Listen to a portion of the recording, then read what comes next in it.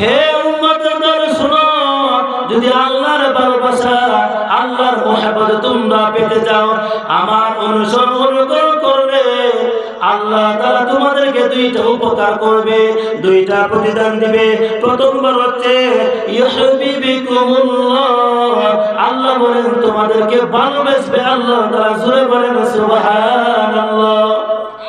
ঠিক আছে, এক নম্বর। দুই নম্বর, ওয়ায়াগফিরু লাকুম যুনুবাকুম ওয়াল্লাহু গফুরুর রহিম।